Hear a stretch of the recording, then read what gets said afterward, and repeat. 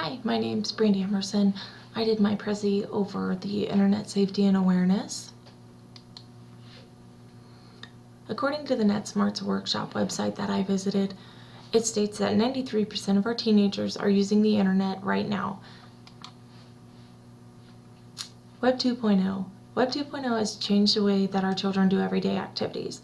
These activities can be as simple as keeping in touch with their friends, doing research for school, online journaling, playing games, and listening to music. Since our children have started to use the internet more and more with using an online journal instead of a pen and paper like they used to, or playing the games, connecting to the internet through that, listening to music instead of going to the CD store to buy a new CD, keeping in touch with their friends and doing research, it's important that they understand that there are dangers associated with the internet and that the internet has a lot of unknowns that they need to be educated about. Due to Web 2.0, there are many technologies that are capable of connecting to the internet.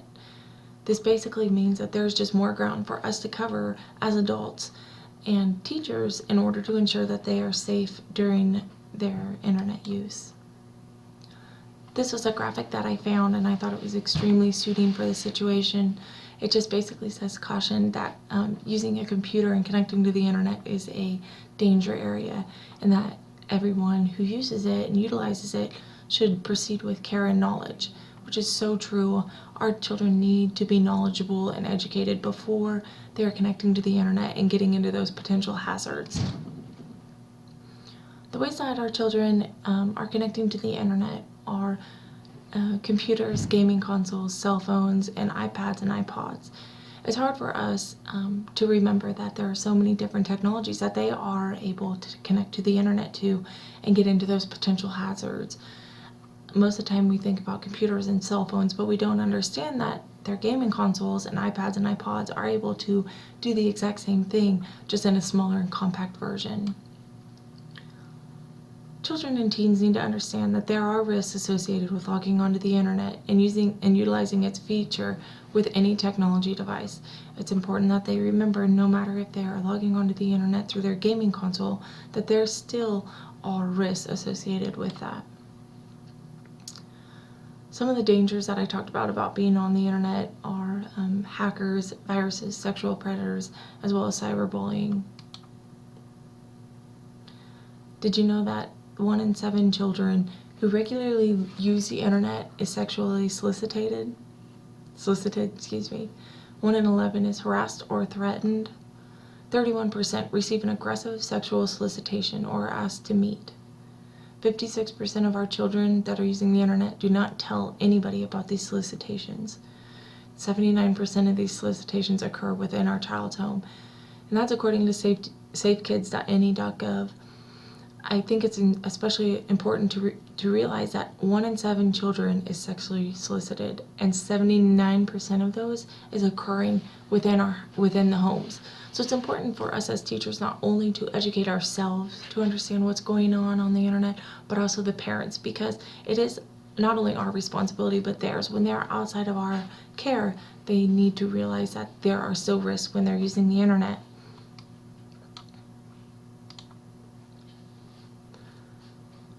Protecting yourself and protecting the personal information. The one thing you can do is change your proxy and firewall settings to secure your information in your computer. You have to remember that if you made a document that has information on your credit card bill or any bill in general that may have account numbers, somebody could potentially come in there and grab that, as well as if you save passwords on your computer. It's one of the biggest things. Saving passwords can actually just allow somebody to go in and take them and will have all of your information. Keeping your personal information secure and not sharing it with others is another big deal.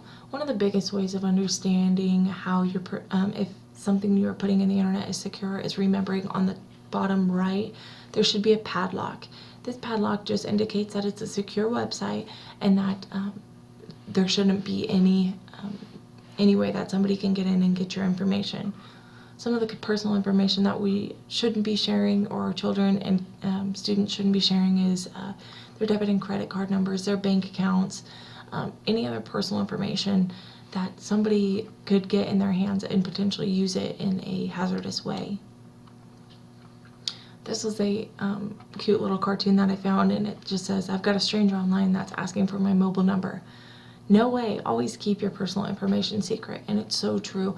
Even giving out your mobile number can start a horizon of things that could lead to bad results. How to stay safe during the internet use.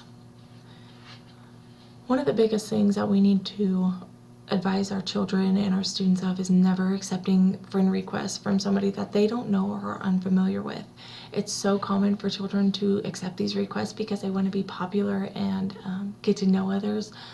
But the biggest thing they need to remember is that that person could be a sexual predator posing as a 17-year-old boy who's actually 40, just trying to meet up with this girl. And if they start a relationship online, then they could potentially meet up, and it could lead to very bad results in the end.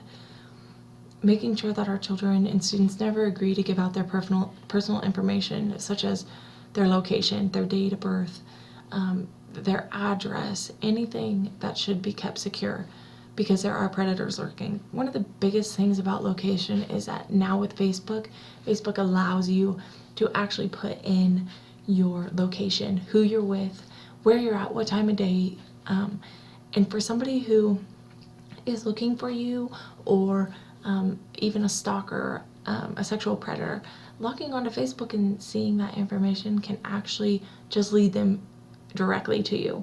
Posting things like your address, your phone number, they can find you in various ways. But the biggest thing is making sure that your location stays private, because everybody can see where you are. Make sure that they're using common sense when browsing. This means not getting into websites that potentially have hazardous materials on it, such as sexual websites, anything of that sort. We want to make sure that they talk to us about any concerns they have while they're on the internet. One of the biggest things is making sure we have open communications lines. We want our children and our students to be able to come to us even if they've done something wrong, such as gave somebody their address or gave them a phone number, secure information, so we are able to take care of it and get help in order to take care of that. Especially if somebody's trying to contact them to meet up in person, or like I say, soliciting or cyberbullying, it's important that they know they need to come to us and tell us that information so we can help them and that they aren't alone. I put on here a couple of resources for teachers just because I feel it's important to have resources, and these can be used for parents and the teens as well. The NetSmarts Workshop, the Click Safe, and the Safe Kids. One of my favorite ones was the NetSmarts Workshop, just because I thought it had such a great amount of valuable information for us. But another one was that Safe Kids, and it had actually internet safety information for the whole family, which basically gives our parents more information on how to keep their kids safe, how to understand the dangers, or see signs of something potentially hazard happening with their child online. Another thing that's important for us to know is understanding the digital language. Just like understanding what they're doing on the internet, we need to understand what they're saying on the internet. And this language, it seems like every day there's something added to it. Some of the ones that we should especially be aware of are let's meet in real life, things such as nude if in front of computer, want to go private, I'm posting nude, things like that. And also another way to see if our children are saying things that they shouldn't be is alerting ourselves to the ones like our parents are listening, the parents are nearby, my parents are coming, teachers are watching, things like that, because obviously they are doing something then that they shouldn't be, or talking about something they shouldn't be. So it's important for us to understand that they are doing something they aren't supposed to be, and we need to catch that. And this concludes my presentation on internet safety and awareness. I hope you've learned a great deal about the internet safety and how to keep our kids safe. And if you need more information, you can always go to the websites that I posted as resources. Thank you.